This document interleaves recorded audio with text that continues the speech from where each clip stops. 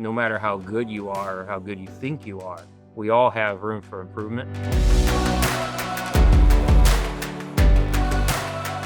Hey, everybody, welcome to Keep the Change, another week of really intriguing conversations with leaders in the automobile business. And this week, I'm really excited because I get to introduce you to a guy who's been actually doing a number of shows recently. My good friend at Roberts Motors, General Manager John Roberts.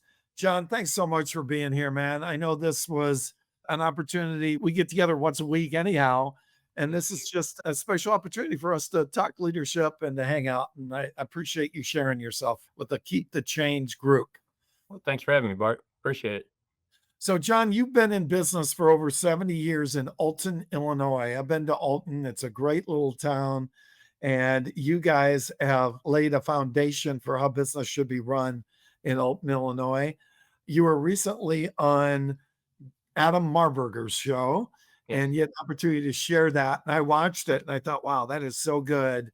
Your history. I knew that, but it was so fascinating to hear how long you guys been doing this and the success that you've had. So tell the group here at Keep the Change who you are, what you're about, and about your dealership, if you would.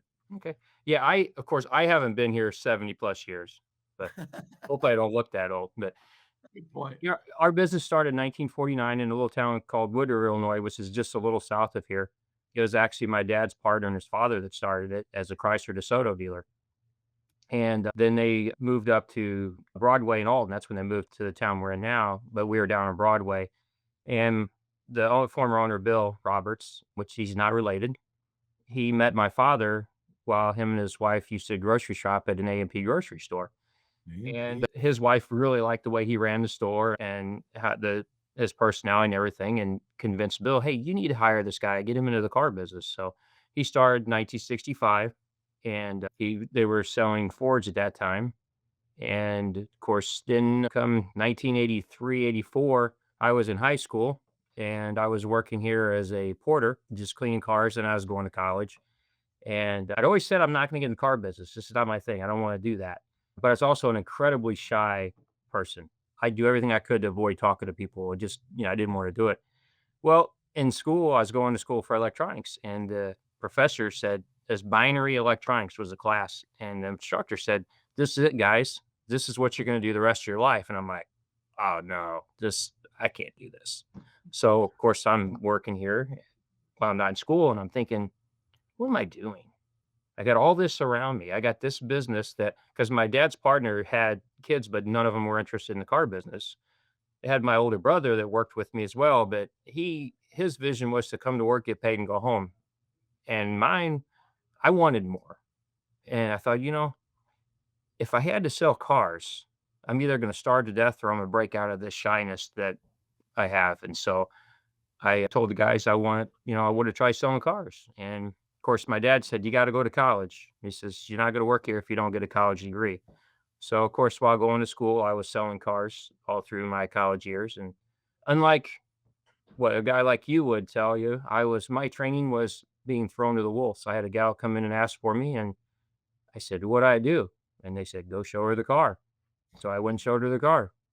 I came back. I said, "I showed her the car. Now what?" He goes, "I'm going to give you some numbers. You go present these to her, tell her it's a great deal, and shut up. Don't say a word." And I sat there, and that was the longest 5, 10 minutes I think I've ever had in my life. And, finally, of course, he came in, helped me walk through it, put a deal together. And, I knew at that point, hey, I can do this. Mm, So, mm. and like I said, that was 1985. Actually, ironically, it was 40 years ago, May, when I sold that first car.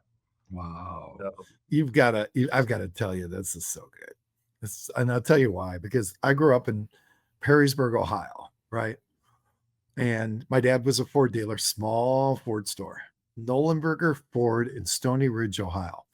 And actually, my grandfather had International Harvester tractors, Cub Cadets. That's what they were selling. And my dad, when he was about young man, said, let's see if we can get a car franchise. And they got Ford out in the middle of the boonies, and they got heavy duty trucks with Ford. Yeah. So ended up being great for them. But the funny part about that, John, is it's the same thing. I went to college to be a broadcaster. I wanted to be a play-by-play guy. And then I started working. Then I remember I went to Florida and lifeguard on the beach and during a break and came back home and said, Dad, I want to sell cars. And he said, "You can't work for me." Right. He knew my history. I was a little bit of a hellion back then, to say the least. And I had, and this is a terrible story, John. Yours much better than mine. I kind of didn't have, I wasn't a very good driver back then. And I had a habit to do bad habits while driving. And my dad's insurance company was USAA. And I remember them just not liking me at all, my dad's insurance company. So anyhow, I wrecked a few cars. I wasn't a very responsible human. I told him I wanted to sell cars. My first job, I got fired in 2 weeks because I blew off the sales meeting. And then I went to him and said, Dad, I got fired. And he said, well, try this guy. So I went to another friend of his and I worked there for a month. And guess how many cars I sold? One.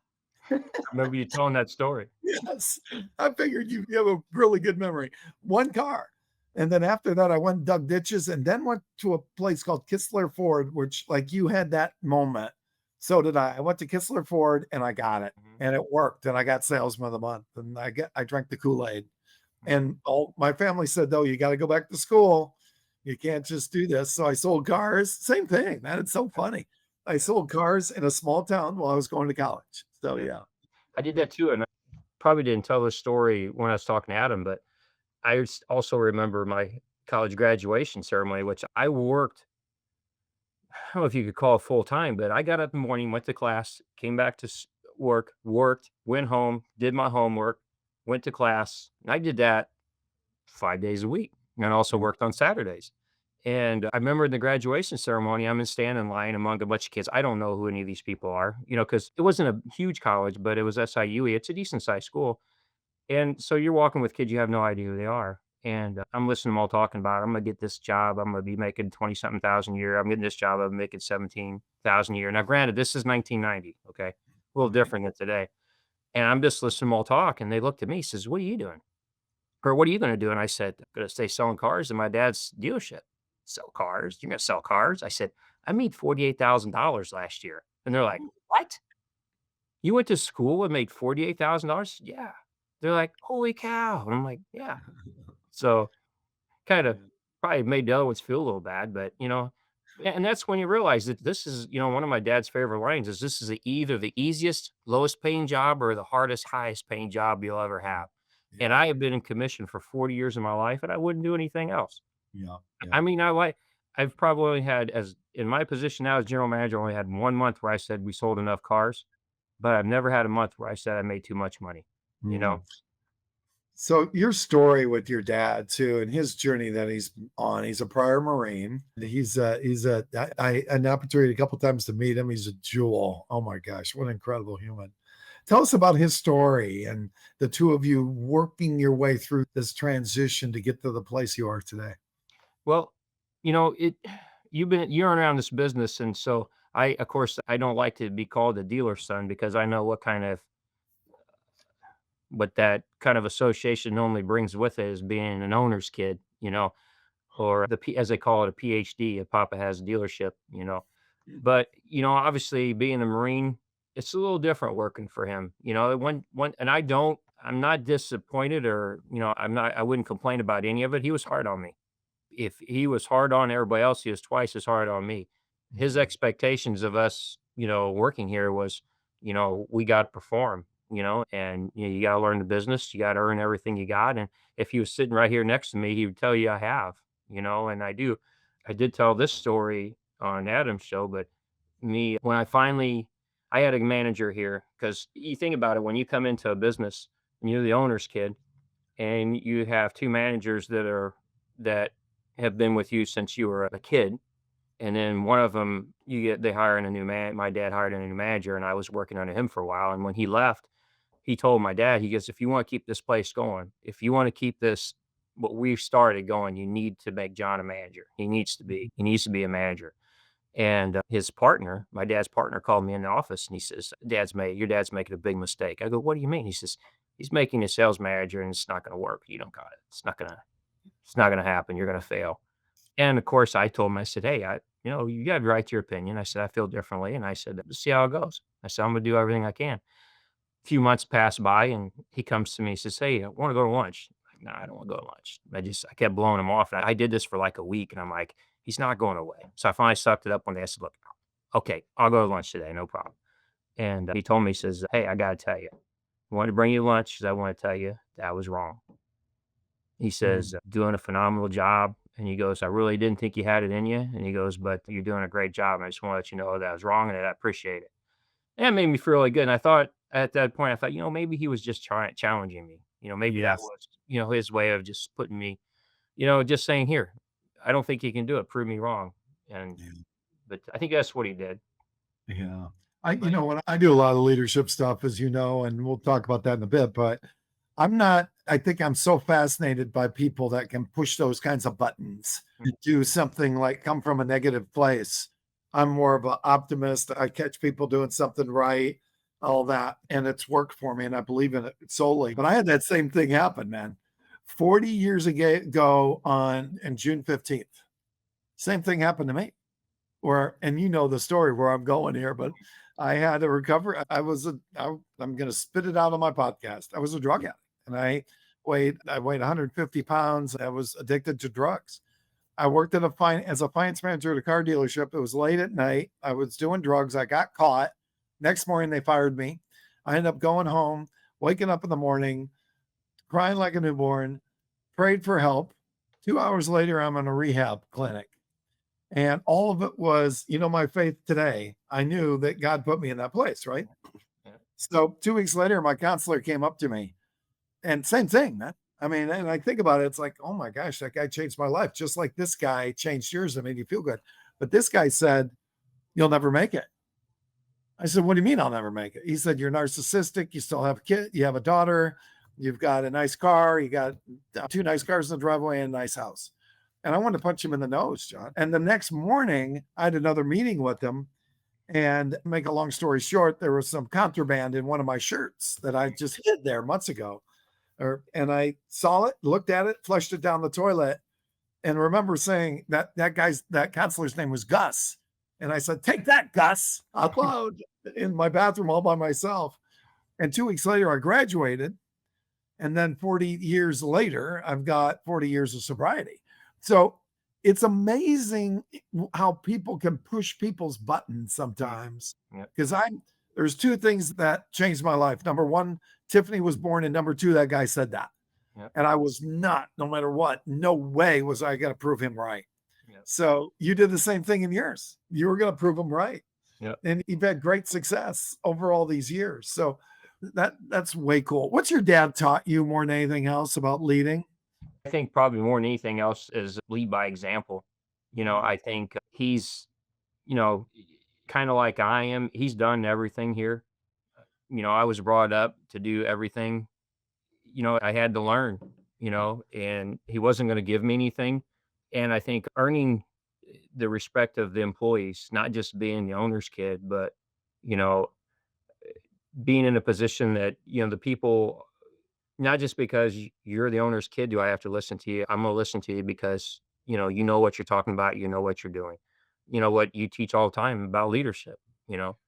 There's different levels, and to me, you couldn't be a real leader without earning the respect of the people that work for you, or with you, I should say more. I'm prone to not say that somebody works for me. I say everybody works with me. Yeah. If I ever say for me, I can correct them. It's no, you work with me. Mm. Everybody here is a team. And I tell everybody here all the time, this place doesn't work with just one person. It works with everybody. Everybody's involved. I'm in the success. It's not one guy. It's not all me. It's not all my dad. It's not all anyone in here. It's all of us. I love the way you lead. I am reminded of, and I told you, my friend Joel Manby wrote the book Glove Works, and Joel was the CEO of Saab. He was a big exec with Saturn. Chris Saraceno and him know each other. It's such a small world, but he was also a CEO of HFE Entertainment, which is Dollywood and SeaWorld. And Chris is a CD on the scale. And so he's very much task oriented and very much results oriented. And did I say Chris? I meant John Manby Okay. is a C and D on the scale. And he leads with a servant's heart. And that's how you lead. And your humility, I think, is so commendable, especially when we consider that there are so many people out there right now in our tutelage, under your tutelage, that have similar stories, have similar discs, have similar behavior, similar personalities. And yours allows you to relate to them because you're just like them. And but I love the fact that you said it's we, it's not me, it's we. And I know that's not just talk. I've seen you in action, and you always refer to your people in in a way that reminds me of J.E. Wolfington. And I told you about him, right? And J.E. was the founder of Half a Car, but he always looked at leadership as a reverse pyramid. And the leader was at the bottom. And their role was your role is to serve your sales managers and your salespeople and your service people and your service managers and your customers. So you're at the bottom of your role is to serve all those people. You're not at the top asking all them to serve you. And I I got want to, I got to yeah, meet him many years ago. JE, did you? Yeah, I went to half a car training. They had a Oh, desking school I got to go to. yeah, Didn't tell you when it was. It was a long time ago. It was probably late '90s, I yeah. think. But, Wow. he came in and spoke to our class, and that's Wow. one thing they tell you is that as a desk man is that, your people gotta love you, you know? Yeah. Yeah. It's fascinating. I taught that class a few times, and there was a buddy of mine. Isn't that so funny? Dude, that's the synchronicity of it all. It just blows me away. A buddy of mine, Frank Marr, remember that name? Does that make is that nope. But anyhow, he did a lot of training for the Kelly group with Saraceno, and he taught that class for half a car for a long time too. He was one of the favorites. JE had a sister, and she was a former nun, and her name was Peg O'Neill, and she ran a tight ship, and she was the head of the coaching school for half a car. So she would put all those people in place, and they followed the line. I mean, she didn't have a wooden ruler, but she could have because she was such a good leader. And we had our head up and our shoulders back, and we said, "Yes, ma'am." Whatever she said, that's what we did. Yeah. So we drifted into this topic, which is makes sense because it's what we talk about every week. You have honored me, frankly, because you have allowed me to be your coach over the last few months. And first of all, for you to say that you needed a coach proves your humility and that you are such a humble servant. And it was not my people need a coach. 99% of leaders in any industry want to have their people go through it, but they sit on the sidelines or they check in and say, "How are my people doing?" But they're not going through it themselves. Now, I will tell you, in my groups, all managers go through it. But in the old days, I remember that people would, the leader would say, "Yeah, put my people through it." You're just the opposite, man. You said, "No, I don't want to put them through it until I know that I got it because I don't think it's fair to put them through something when I know I have to work on some things myself." Right. So tell us about that and what your premise was for wanting to grow yourself. You've been doing this a long time. You've got a high leadership position. You've got success with your business. You could have said, "Hey, man, I'm fine. I'm good." What was your thinking that allowed you to say, "I'm going to grow me"? Well, I don't think anybody, at least not me, can say that, everything's great, we're doing as good as can be. I think everybody has room for improvement, and everybody, I would hope, wants to grow. And when I'm watching what's going around here, we're doing all right, but I know we can do better. I know there's more.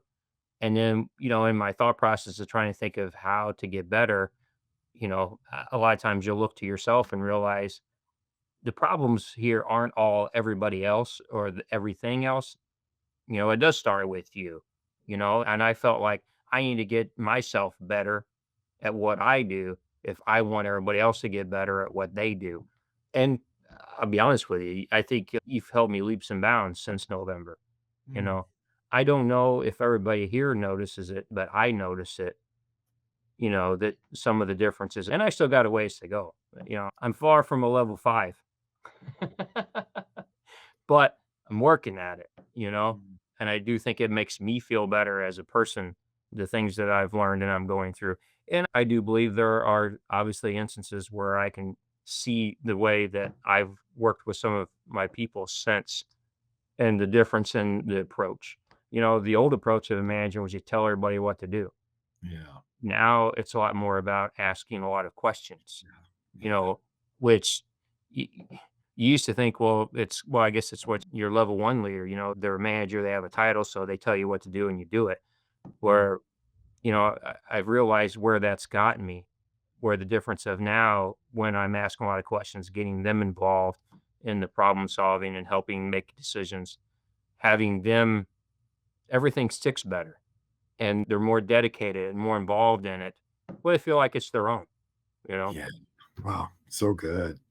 Well, Jay said this: a man or woman convinced against their will is of the same opinion still. Yeah. And you can finish this one. My wife tells me every week I quote this one. So we got to plug it into the John Roberts podcast. They don't want to know how much you know until they know how much you care. Right. And I think that that's one thing about asking questions. It was so interesting. I was right before I got on with you today, I was talking to a young man who is a shop foreman at an RV dealership. And he's got 5 techs that he works with, and we were talking about coaching. I took him to said, I'm going to take you to another level with coaching. So we're putting him through a coaching program. We went through develop the leader. We're also going through the 17 laws of teamwork. So this dealer has really committed to making their people better, because he knows if he doesn't do that, they're going to go backwards. Right. So, and it was interesting. We were talking today, and I asked him the same question. You said, I don't know if I'm getting any better. I don't know if they notice it, but I notice it. Well, let me tell you something. They notice it. I notice it. They notice it. And how we would know that is to give them an assessment. We did that once upon a time. Probably a few months from now, we'll give them another one. Yeah. And it'll be really interesting about what they say. John, years ago, Ford Motor Company had a thing called, oh my gosh, it was on the tip of my brain. XL 2000. XL, give it up, G. Yes. XL I 2000. remember I went through it. Remember? Yep. No And zingers. what's that say No again? zingers. Isn't that one of the things? No zingers. Yeah. Yeah. And you came in with an assessment that 4 or 5 people or more did about you when you showed up at that event, right? It was sent out to your people. So it was a blind assessment. You remember that part? I do not. So the thing about that is people would set that, then they'd get into a meeting and they'd go over what their people said about them in a group of about 30 or 40 people. Woo, talk about sobering. And there's one of my coaches is a guy named Marshall Goldsmith. He has a thing called 360 assessment, which I'm starting to do. And Alan Mullally, we talked about this, was his client. And he would give everybody an assessment of what that leader was about. And that's what they would work on for a year based on what other people said. And then when other people said they had approved in that, then they knew they had gotten that handled, because sometimes we just don't know. Right. I'll land with this on that topic. That young man I was talking to today, he and I went over the 5 levels again today, and he nailed it. And I was so proud of him. I said, you're either a better liar now, or you've really, or you've really improved. And I know he's improved, but we don't see it, do we? Right. They do. They do. Yeah. So just for the people listening, 5 levels. Level 1 is position. That's the base level. Level 2 is permission, build relationships. Level 3 is production, get her done no matter what. And level 4, which most car dealerships aren't very good at this part, is people development. So you and I have talked a lot about that. And we've also talked a lot about coaching. You and we've done one-on-one coaching every week. And what's some of the things that you've learned about yourself that, yeah, I'm putting you on the spot because we haven't practiced any of these questions. But what's one of the things that you've learned about John Roberts in the time we've been together and going through these coaching sessions?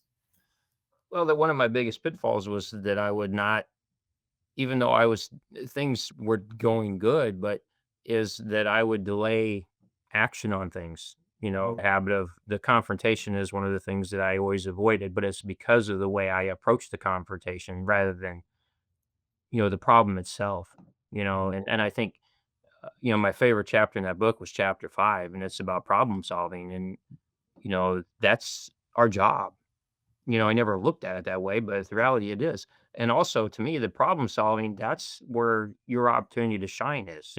Whatever business you're in, when you're a leader, you have an opportunity, something goes wrong, there's a problem, and get some people together, you talk about some ideas, put together, a solution, and you fix something. That's where you earn the gratitude of those that you're working with. It's just something I sit down and tell them, "Hey, you need to do this." It's about getting them involved, coming up with solutions, something, fixing something, and then, they respect you even more for that kind of stuff, and they appreciate it, plus they feel like they're a part of it as well. So, feeling that there's more to being a leader than just, being a leader. It's I think that's the biggest thing for me. My approach to a lot of things has changed and is still Mhm. changing, They said I'm far from being perfect, but I'm working on it. So, are you I was always uncomfortable with questions. I'm a talker. Mhm. I was a good listener. You're more introverted and you're more detail oriented and you've learned to get out of that, but you that obviously that is your strength. So, how did you transition from directing, which is part of your personality too, to ask and listen, ask and listen. You brought this up before. The quality of the questions that you ask has been a big part of your leadership. How tell me how you transitioned from being that director leader to asking questions. How did you do it? It wasn't easy. I mean No. honestly, it to me, it just took more planning because, like, when I used to have managers meeting, I just write down a bunch of stuff I'm gonna tell them about. And Mm, now I had to start learning how to write everything down, so I'm presenting stuff more as questions than I am just telling them things. Because I found that if I don't write things down to ask about, I find that it's easy to just fall back to my old self and just do what I'm used to. So just right. forcing yourself to get more accustomed to asking some of the right questions. So I spend more of my time for managers meetings preparing that way. In other words, preparing the approach was a little different. Mhm. Then also thinking about things a little bit, like, when I approach anything with a manager, trying to think more about how I want to approach it rather than just going up and saying something to them. Because you do have to think it about a little bit more because it's not as natural to you starting out to be that way. Yeah, true. I mean, as a manager, your thought you're just going to go tell them something rather than approaching it from a different way that you hope will get what you're looking for, and get them involved. Yeah. 'Cause I Well, have a bad habit of for years, I've always been the one to wanna do everything for everybody yeah. because I felt like that's how you earn the respect, but I've learned from you is that you earn the respect more from getting them involved and helping them help you make decisions rather than just telling them what you need them to do, you Yeah. know? Yeah. What have you seen as the big difference in the reaction versus telling them to asking? Because you're so right, and as I install coaching is activating is what we're talking about here. We're activating their thinking. As we install that in dealerships, we get pushback. People say, yeah, but then they leave and they go tell people stuff. We have a meeting again and we say, how did the week go? Well, I told Bob to do this and this. How'd that work for you? Well, he just won't listen. Okay. And I'm going to land this in that I need to hear from you. Why do you think it's so important not to just direct, but to get them more engaged? What have you seen from them when you take that question based approach, which is harder? What have you seen from them? Well, it sticks. It sticks better when they're involved. I mean, for years, we had an old saying around here that was coined by former coworkers, it was the $10,000 fine. It was a joke because whenever we told them they're gonna do something new, it was always a $10,000 fine. Whoa. The reality was, they mean it's not going anywhere because they just told somebody to do it and it didn't happen. It's not gonna happen. Where Mm, things stick better when you ask questions, get them involved, get them to buy in on the idea, uh, you know, make it their own. yeah, They when they're involved, they take ownership, and when they own something, they're gonna be more apt to stick with it and do it, you know? yeah, You and I installed a new process here, you helped me install it. you did. How long ago it's been, I'm losing track. It's been well over a month, and they're still doing it. They're still doing Yeah, it every day. yeah, yeah. And every once in a while, I'll just check in with them. I say, "Hey, how's that going? We're still on it." Good test was last week. I had one of my managers on vacation, not last week, the week before. And so I said, "How's this going? Are we, I know you're down to just you with these guys. You guys figure out game plan this. You know how you're gonna." Yep, yep. We're still on it, and they were still doing it every day, even though he's by himself. Yeah. And And that also it was a busy week. Did a lot of business that week, but still kept with it. yeah, and I'm really high-fiving you for that one because you loved the idea of the process, and let's just can we tell them what it is? Sure, I don't mind. It's simple. There's no you don't need to have an engineering degree to do this one, No. right? And that is check-ins. Check-ins, right? And you bought into this. I'll put it out there and tell what it is.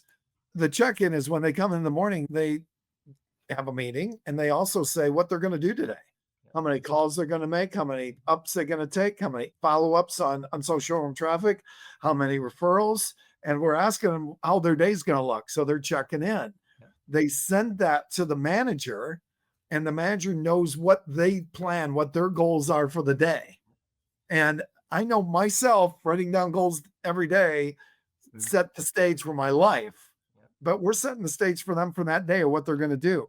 And then, We actually have him do it in person. He right, they sit down with him face to face and go over everything, say, "What are you gonna do?" Go over all the things, and then, I jump down, you go ahead, you finish. no, perfect. Thank you for doing that. That's perfect. And so they're sitting with them every day, going over what they're going to do in person. And so there's a dialogue with that, right? And then the part of that is now at the end of the day, they have something to measure it by, right? Yep, And it makes it easy to have one-on-ones at the end of the day. yep, and they do They, that as well. and congratulations. And this only happened because of the way you approached it. So tell us how you approached it because you and I had dialogues with your managers of how you were going to approach this. Tell us how you approached it with your managers. Well, like I said, we've tried a lot of other things in the past, like daily salesperson daily activity checklist of things that they need to do every day. They didn't work. And so I think it was after one of your and I's meetings, and then I sat down with them and we went over a lot of numbers and a lot of different things of what's going on.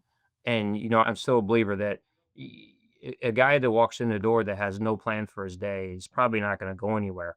And so we had a conversation. I asked him, what is your feeling on this of a guy that walks in the door and has no idea what he's going to do today?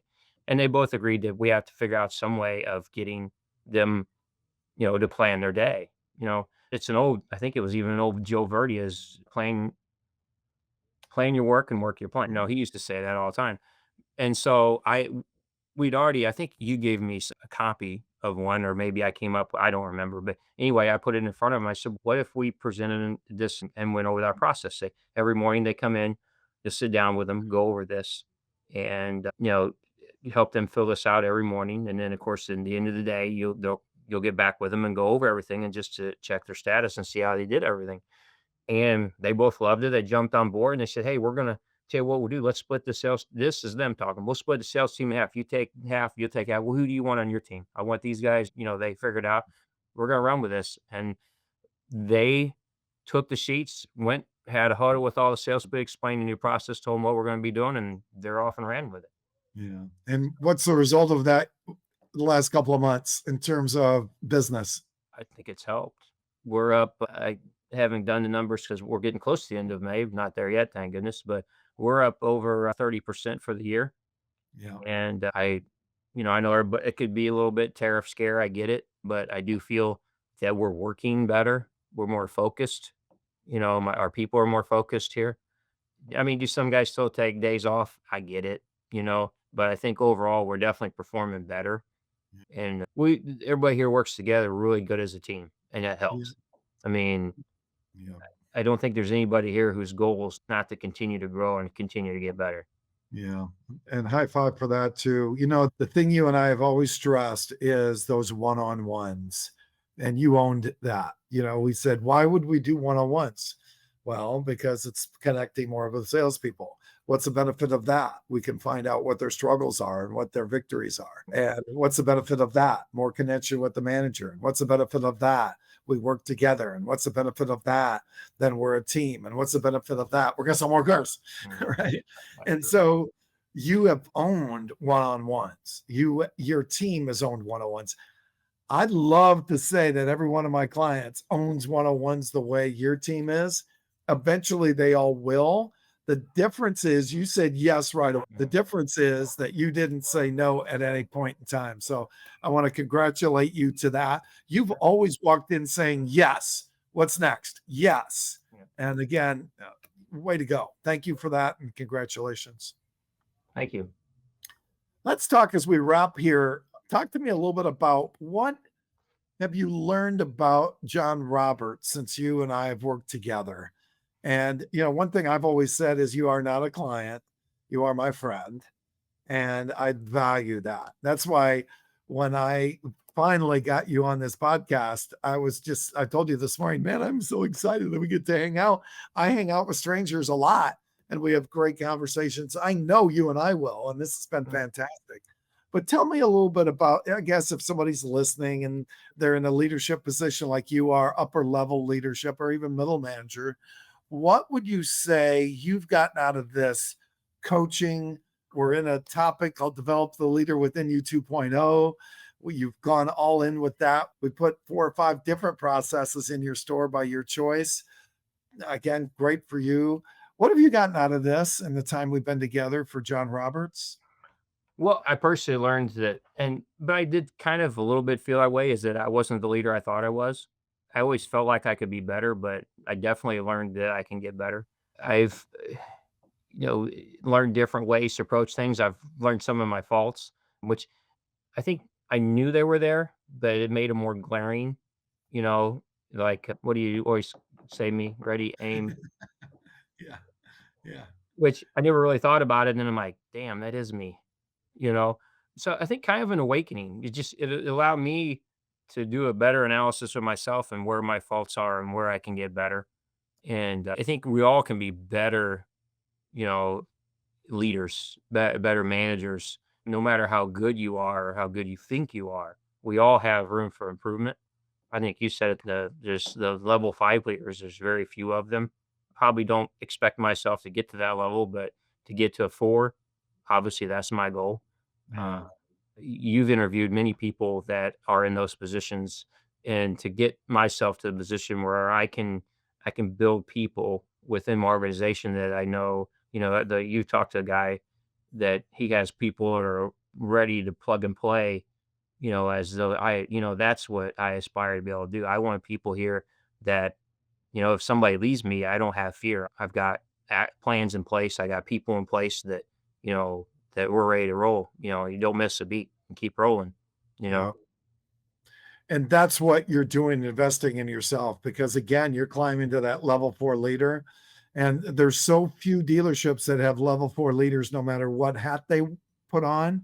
And for you to have that and you're going toward that, you guys are doing that with training, with the one-on-ones, with coaching, with listening, with activating, with goal setting on a daily basis. Way to go, man. I mean, you're on the right path. And that's no secret. You're up 30%. It's not. And, and it's funny. You said, well, I've learned what I'm doing wrong. Well, you didn't quite say it like that. I just want to tell everybody, I don't tell him what he does wrong. What I do is I Let's figure it out. You know, exactly. you kind you say you don't lead us, but sometimes you lead us in the Oh, direction. that's We'll so figure funny. something Come out. on, man. So what's funny is that guy I was talking to this morning. He said, coaching's kind of like manipulation. I said, no, it's not. Just because you're asking somebody a question and you hope they get it doesn't mean you're leading the witness. That's an attorney. Great coaches know what questions to ask for sure. Like you said, you plan on it. when you have meetings. Now you're going in planning with questions that you're going to ask, and they're listening, and then they ask a question based on what was said. So that's what behaviors dramatically change. Mm. But manipulation sounds like we're, giving them, having them drink something. There's no manipulation, there's no coercion. There again, people change because they want to. Look, I work with addicts, man. If they don't want to change, they're not going to change. Right. If their why's big enough, which is all I do, what's your why? You want that why? You want that why? When people know their why, they're going to run to the why. If they don't know their why, they're not going to. You had a big why. These are important. 10 years is important 10 years for you in your industry and your business. So again, way to go. So thank you very much. I so appreciate the fact that you're my friend. We're actually going to be doing a coaching session right after this. And I just really appreciate the time together. I think it was very valuable. If somebody wants to get a hold of you and ask about what you've done and certain processes you put in place or what coaching's meant to you, how would they best reach out to John Roberts? Well, I wouldn't say I'm on all social media, but I'm definitely on Facebook. Have a LinkedIn too. I think it's just my name, John Roberts. I know there's a lot of us, but I'm not a Supreme Court justice nor a reporter. My email is john@robertsmotors.com. And I don't have a problem giving my cell out. The only thing I'll warn people, if I don't recognize the number, I probably won't answer it, but I will call back. And it's 618-304-0004. Always willing to help. And, that's the beauty of this business is that the people you meet, the places you go, that, the opportunities to make connections of other car dealers that you think are competitors, but they're friends. And the ones that I've met over the years I've been in this that, always are there for me or that I've always been there for them. It's a big family and it's a good family.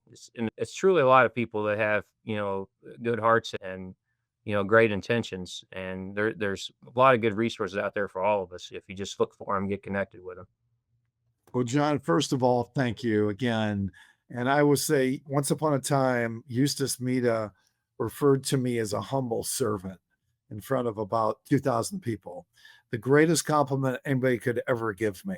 And I will say, John Roberts, you are a humble servant. And it shows. And I just really am honored to be your friend. Well, Thank you. Thank you for thank the you. time. Appreciate it. Thanks, everybody. Thanks for giving me the opportunity. Oh, man, I just love this. Ladies and gentlemen, thanks for listening to us. Reach out to John if you have any questions. So appreciate the fact that we got to hang out together. If you want to get together and talk about what coaching looks like for you, you know how to get a hold of me, Bart at bartnollenberger.com, or you can call me at 480-327-8751. And I would look forward to having a conversation with you about what your needs are and how we can serve. Thanks, everybody. See you next time on Keep the Change.